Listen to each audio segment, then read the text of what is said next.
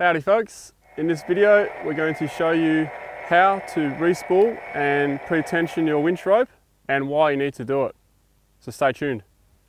Welcome back subscribers, and if this is your first time viewing one of my videos, g'day, I'm Ronnie from fourwheeling in westernaustralia.com, the four-wheel drive website that's jam-packed and loaded with plenty of information and anything regarding four-wheel drive. So check it out. Okay, so first up, a couple of reasons why we need to re-spool and pre-tension. Now, you may have a brand new winch, you never used it before. You may put it on, the four-wheel drive accessory shop may put it on. It may look nice and neat like this across the drum. However, it may not be pre-tensioned. So you need to run all of it back out and put it back in, which we'll show you, but that's one of the reasons. Otherwise, you risk spinning the whole lot on the drum and ripping off the locator screw, which has happened on one of our trips to a patrol. Another good reason, as you can see, it's all jumbled up and messed up. This is probably a common sight after a proper recovery situation. You got no control on where the rope's going to go because you're just trying to get out of the mess. No one can go near and control it. It's a mess. You need to pre-spool it and put it on, because if you go somewhere else a week later, pull half of it out and half of it's still like this, you'll risk doing rope burns on it and you'll be melting the rope.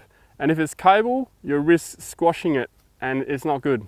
Not good squashing a cable. Okay, so Brian's going to pull the rope out now and hook it up to the back of the Land Cruiser and pull himself up. Leave at least 8 to 10 spools of rope on your drum.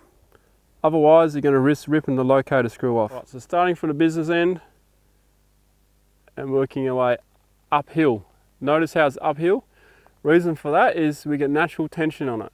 If you don't have that, you'll need to use your brakes slightly as you winch up, and this will give you that nice pre-tension on it. All right, so we're pretty much ready to go, but there's a couple of things you need to know about before we start doing this. Number one, we have 2 blankets on the line. We're not worried about the rope snapping or anything like that. What this is for is if someone should cut across the paddock where you are, or someone, you're doing a suburban street, you're doing it in a car park, people can see the blankets, they're not going to see the rope. So therefore, and if the rope should go wrong, you got blankets on it already. Safety matter. Communication. If you use a UHF, because it's a bit hard to hear over the car sometimes when it's revving and the winch going, winch, and to stop. Reason why you do it twice is because if you press the button down and the first one didn't get through, the second one will get through. So when you want them to stop, you want them to stop. Hand signals, you can go spool in or stop, or face the vehicle. That means winch in, winch out, and stop. Okay, like a clear hand, stop. That's international for stop what you're doing. Next thing you need is gloves. Now with rope it's not too bad, your hands might get dirty, but with cable, steel cable, you definitely want to wear gloves, because one little fray, it's just going to go straight through your finger, and that's not going to feel nice. I've tried that before, it's not a nice feeling. Okay folks, just a couple more tips you need to know about. Stepping over rope, even if it's on the floor like this, on the ground, step over it like that, because you don't want to be like this, because if anything happens, the car starts moving, someone presses a button, this might get up right up in your nads. You don't want that. Another thing, turn the vehicle on. That way you'll preserve your battery when you're winching. Even though there's not much load on this, you're still going to suck the battery, and this Jeep in particular only has one battery at the moment. All right, winch, stop.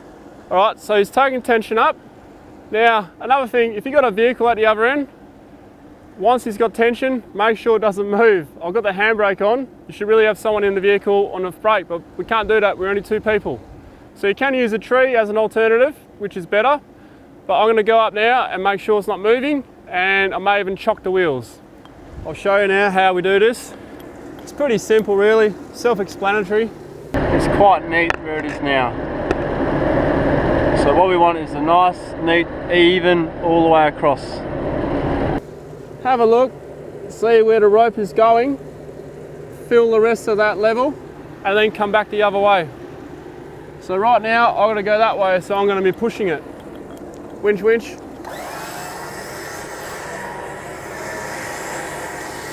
so now, we're gonna go the other way. So I'm gonna pull on it like this. It's gonna do the same thing. winch. Hopefully you can see that. It's fairly neat. It's not perfect, but that's all you need. It's nice and neat across the drum. The last 10 meters or 30 feet, you don't need to pre-tension spool in because you're going to be pulling that out anyway on your next recovery. That's all you need to do. The rest you just hold by hand and put a bit of weight on and then feed it in. That's it. So now you know how to re-spool and re-tension your winch. Thanks for watching. Don't forget to check out our website. There are plenty of recovery tips and tutorials and anything for driving on there that will help you out. Also, the links right in front of you are clickable. However, if you're on a smartphone or a tablet, you'll have to use the links down below in the description box. Thanks again. Take care out on the tracks and trails while recovering vehicles, and I might catch you out there. See ya.